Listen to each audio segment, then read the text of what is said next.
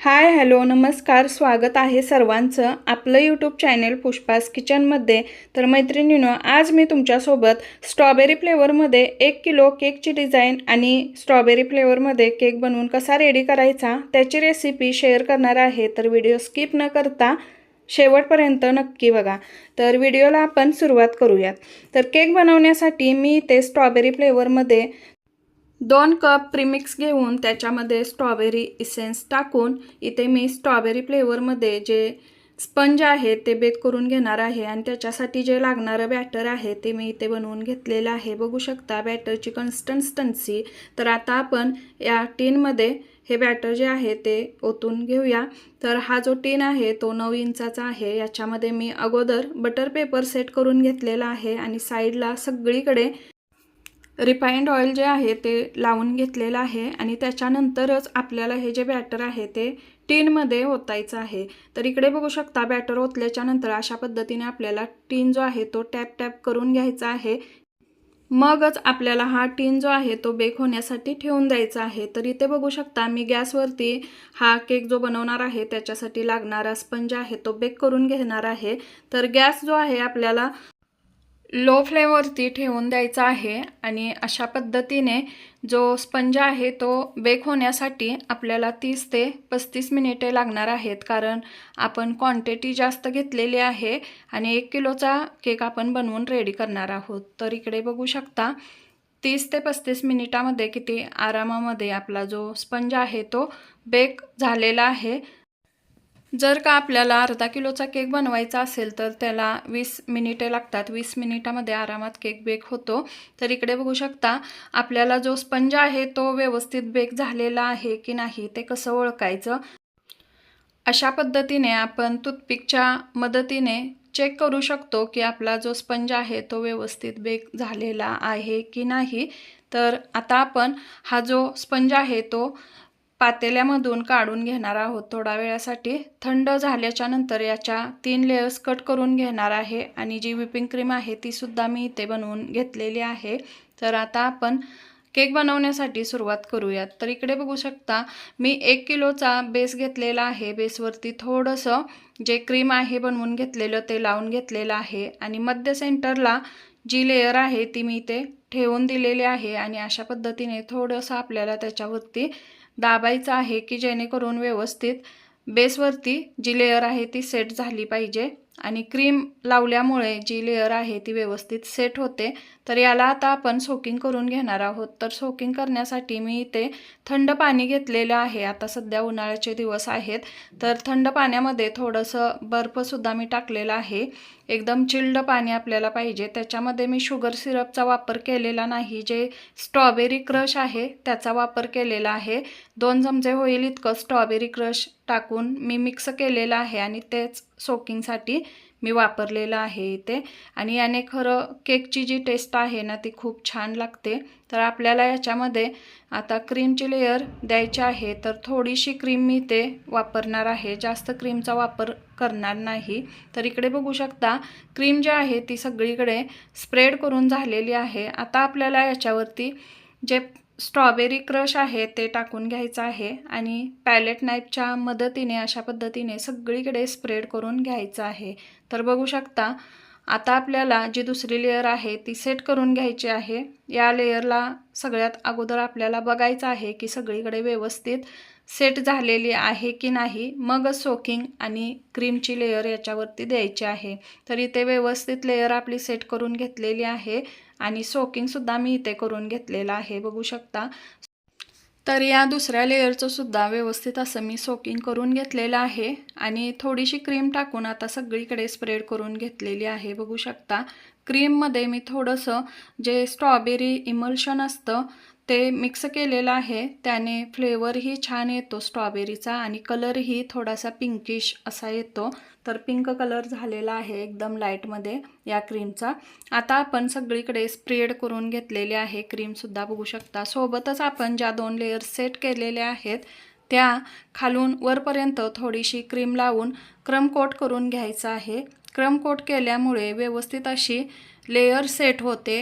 नंतर आपण ज्यावेळी आयसिंग फिनिशिंग करतो त्यावेळीसुद्धा व्यवस्थित असं केलं जातं। केकचं जे फिनिशिंग आहे ते तर इथे बघू शकता पॅलेट नाईफच्या मदतीने मी सगळीकडे क्रीम जी आहे ती लावून घेतलेली आहे. दोन्ही लेअर सेट करून झालेले आहेत. आता आपण याच्यावरती जी आपली तिसरी लेअर आहे ती सुद्धा सेट करून घेणार आहोत. मैत्रिणींनो, चॅनेलवरती जर का नवीन असाल तर चॅनेलला सबस्क्राईब करा. जास्तीत जास्त तुमच्या मैत्रिणींना, रिलेटिव्सना आपल्या चॅनेलची जी लिंक आहे ती सुद्धा शेअर करा. ज्यांना ज्यांना बेकिंगमध्ये इंटरेस्ट आहे ते आरामात बेकिंग करू शकतील. तर इकडे बघू शकता जी तिसरी लेअर आहे ती सुद्धा मी इथे सेट करून घेतलेली आहे. सोबतच थोडीशी क्रीम लावून साईडला क्रम कोटिंगसुद्धा करून घेतलेलं आहे. आणि इकडे बघू शकता वरच्या भागाला जी तिसरी लेअर आहे ती मी तळभागातली लेअर सेट केलेली आहे. एकदम ती व्यवस्थित अशी फिनिशिंगमध्ये असते. तर याने आपल्या केकचं जेव्हा आपण फिनिशिंग करतो क्रीमने तर त्यावेळी खूप छान असं फिनिशिंग येतं. तर इथे वरतीसुद्धा थोडीशी क्रीम मी टाकून सगळीकडे स्प्रेड करून घेतलेली आहे. बघू शकता अशा पद्धतीने तुम्ही घरच्या घरी बर्थडे सेलिब्रेशनसाठी किंवा घरी मुलांना खाण्यासाठी सुद्धा एकदम होममेड फ्रेश केक एगलेस असे बनवून देऊ शकता. खूप सोपा आहे केक बनवणं. इकडे बघू शकता संपूर्ण केकला आपण सगळीकडे क्रीमने छान असं क्रम कोट करून घेतलेलं आहे. आणि एक 10 मिनिटे फ्रीजमध्ये ठेवून दिलं होतं की जी क्रीम आहे ती व्यवस्थित सेट होईल याच्यासाठी. त्याने काय होतं, हे जे आपण फायनल फिनिशिंग करतो त्यावेळी जे क्रम्स असतात ते क्रीमसोबत फ्रीजमध्ये ठेवल्यामुळे व्यवस्थित असे सेट होतात. आणि आपण जेव्हा फिनिशिंग करतो त्यावेळी जे स्पंज असतात त्याचे छोटे छोटे क्रम्स असतात ते क्रीमसोबत येत नाहीत. याच्यासाठी फ्रीजमध्ये एक 10 मिनिटे मी ठेवून दिला होता केक आणि तुम्हीसुद्धा ठेवायचा आहे. तर इकडे बघू शकता पायपिंग बॅगच्या मदतीने आता सगळीकडे जी क्रीम आहे ती मी लावून घेतलेली आहे. आणि वरच्या भागाला सुद्धा आता आपण जी क्रीम आहे ती लावून घेऊन सगळीकडे केकला कवर करून घेणार आहोत. तर अशा पद्धतीने आपला केक जो आहे तो क्रीमने कवर करून झालेला आहे. पॅलेट नाईफच्या मदतीने आपण आता सगळीकडे छान असं याचं फिनिशिंग करून घेणार आहोत. क्रीम सगळीकडे स्प्रेड करून घेणार आहोत. तर इकडे बघू शकता पायपिंग बॅगच्या मदतीने आपल्याला जितकी पाहिजे तितकी जास्तीत जास्त कमी क्रीम केकवरती आपण लावू शकतो, म्हणून पायपिंग बॅगचा वापर केला पाहिजे. तर सध्या उन्हाळा आहे तर कितीही तुम्ही क्रीम परफेक्ट अशी बनवून घेतली तरीसुद्धा थोडंसं असं बघा केकवरती लावल्याच्या नंतर फुटल्यासारखी होते. तर याच्यासाठी आपण काय करायचं आहे, थोडंसं आपण जो पॅलेट नाईफ आहे तो पाण्यामध्ये डिप करून घ्यायचा आहे आणि मगच वरती सगळीकडे असं स्प्रेड करून घ्यायचं आहे. जेणेकरून जी फुटल्यासारखी आणि छिद्र पडल्यासारखी क्रीम आपली दिसते ती व्यवस्थित अशी केकवरती लागली जाते. तर बघू शकता अशा पद्धतीने सगळीकडे पॅलेट नाईफच्या मदतीने मी क्रीम जी आहे ती लावून घेतलेली आहे केकला.